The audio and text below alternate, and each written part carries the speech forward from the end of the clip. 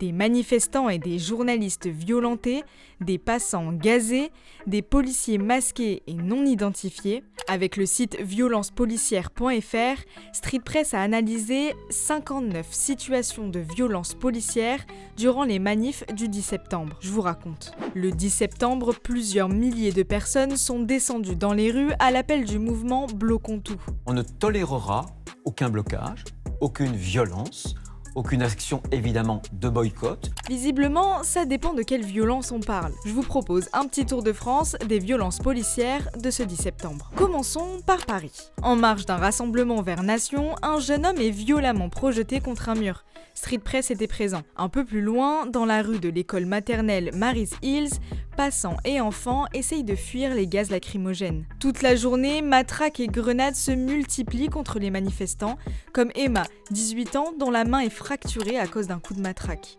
Ou comme ce manifestant qui reçoit un coup de poing au visage par un policier partiellement masqué et sans matricule. Le soir même, à Belleville, alors que des policiers malmènent un manifestant, un agent menace les témoins. Marius, 19 ans, soupçonne ces mêmes policiers de l'avoir agressé. Alors qu'il levait les bras, il aurait reçu un déferlement de coups de matraque avant d'être jeté et frappé au sol. Ils ont pris mon crâne et l'ont tapé contre le béton. Plusieurs fois. Et dans le reste du pays, nous avons aussi constaté des violences policières. Par exemple, à Montpellier, dans l'Hérault, un manifestant est violemment renversé par le jet d'un canon à eau qui le frappe à la tête. Le jeune homme est hospitalisé dans un état grave pour un traumatisme crânien. Selon ses proches, il souffrirait de troubles neurologiques. Mais sur X, la préfecture de l'Hérault soutient tout autre chose. Depuis hier, la préfecture de l'Hérault est saisie de rumeurs colportées sur les réseaux sociaux.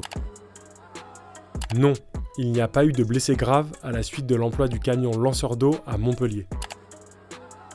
Du côté de Cherbourg en Cotentin, dans la Manche, un manifestant est frappé puis étranglé par un policier en civil.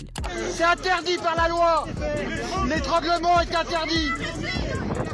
Vous avez pas... Ce jour-là, même les journalistes n'ont pas été épargnés. Reporters sans frontières a recensé 7 cas de journalistes entravés physiquement par les forces de l'ordre dans l'exercice de leurs fonctions. Et tout ça, ce n'est qu'un aperçu.